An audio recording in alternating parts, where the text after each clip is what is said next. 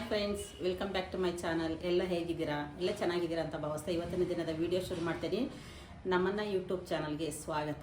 ಹೊಸದಾಗಿ ನಮ್ಮ ಚಾನಲ್ ನೋಡ್ತಾ ಇರೋರು ದಯವಿಟ್ಟು ಸಬ್ಸ್ಕ್ರೈಬ್ ಮಾಡ್ಕೊಳ್ಳಿ, ಬೆಲ್ಲೈಕನ್ ಪ್ರೆಸ್ ಮಾಡಿ, ಪ್ಲೀಸ್ ನಮಗೆ ಸಪೋರ್ಟ್ ಮಾಡಿ. ಇವತ್ತು ಒಂದು ಚಿತ್ರಾನ್ನ ಮಾಡಿ ತೋರಿಸ್ತಾ ಇದ್ದೀನಿ. ತುಂಬ ಟೇಸ್ಟಿಯಾಗಿರುತ್ತೆ.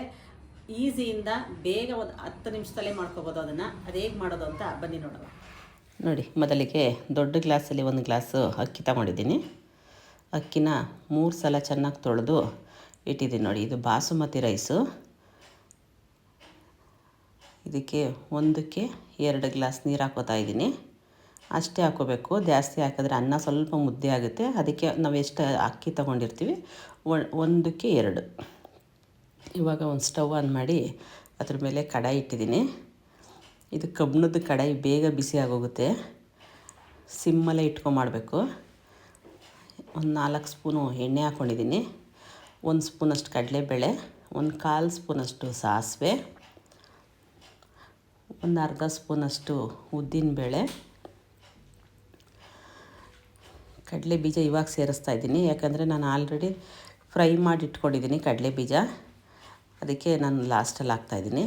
ಫ್ರೈ ಮಾಡಲಿಲ್ಲ ಅಂದರೆ ನಾನು ಫಸ್ಟೇ ಕಡಲೆ ಬೀಜ ಹಾಕೊಂಡು ರೋಸ್ಟ್ ಮಾಡ್ತಾಯಿದ್ದೆ. ಇದು ಫ್ರೈ ಆಗಿರೋ ಕಡಲೆ ಬೀಜ.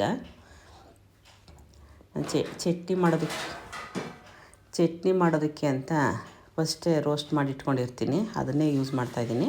ಅದಕ್ಕೆ ಒಂದು 5 ಹಸಿಮೆಣ್ಸಿನ್ಕಾಯಿನ ಉದ್ದ ಸೀಳು ಹಾಕ್ತಾಯಿದ್ದೀನಿ.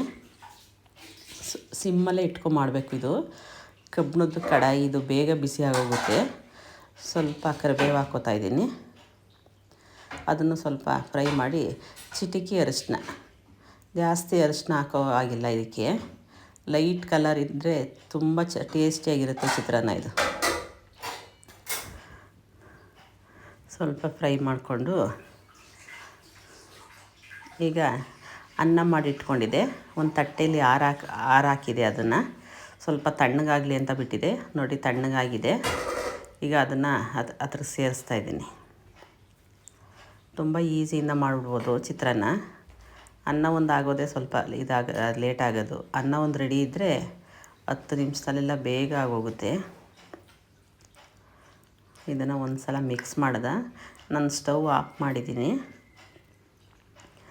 ರಾತ್ರಿ ಅನ್ನ ಇದ್ದರೆ ಸ್ವಲ್ಪ ಸ್ಟವ್ ಆನ್ ಮಾಡಿಕೊಂಡು ಬಿಸಿ ಮಾಡ್ಬೋದು. ಇದು ಇವಾಗ ಮಾಡಿರೋ ಬಿಸಿ ಅನ್ನ ಅಲ್ಲ, ಅದಕ್ಕೆ ನಾನು ಸ್ಟವ್ ಆಫ್ ಮಾಡಿಕೊಂಡು ಮಿಕ್ಸ್ ಮಾಡ್ತಾಯಿದ್ದೀನಿ. ಚೆನ್ನಾಗಿ ಮಿಕ್ಸ್ ಮಾಡೋಕ್ಕೂ ಈ ಕಲರ್ ಬರಬೇಕು. ಜಾಸ್ತಿ ಅರಿಶಿನ ಹಾಕಿದ್ರೆ ನೋಡೋಕ್ಕೂ ಒಂಥರ ಆಗುತ್ತೆ. ಜಾಸ್ತಿ ಅರಿಶಿನ ಹಾಕ್ಬಾರ್ದು, ಲೈಟಾಗಿ ಅರಿಶಿನ ಹಾಕಬೇಕು. ಲೈಟಾಗಿ ಅರಿಶಿನ ಹಾಕಿದ್ರೆ ನೋಡೋಕ್ಕೂ ತುಂಬ ಚೆನ್ನಾಗಿರುತ್ತೆ ಚಿತ್ರಾನ್ನ.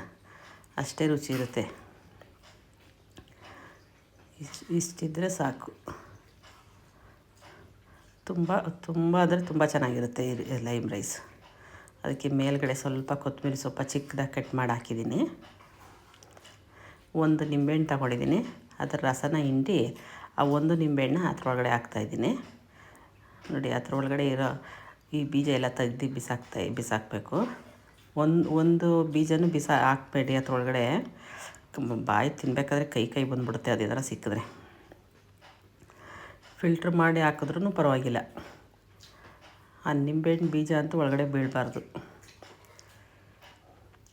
ನೋಡಿ, ಇಷ್ಟೇ, ತುಂಬ ಈಸಿಯಿಂದ ಆಗೋಗುತ್ತೆ. ನೀವೊಂದು ಸಲ ಟ್ರೈ ಮಾಡಿ. ಈ ವಿಡಿಯೋ ಇಷ್ಟ ಆದಲ್ಲಿ ಲೈಕ್ ಮಾಡಿ, ಶೇರ್ ಮಾಡಿ, ಕಮೆಂಟ್ ಮಾಡಿ. ಪ್ಲೀಸ್ ಸಬ್ಸ್ಕ್ರೈಬ್ ಮಾಡಿ. Thank you so much.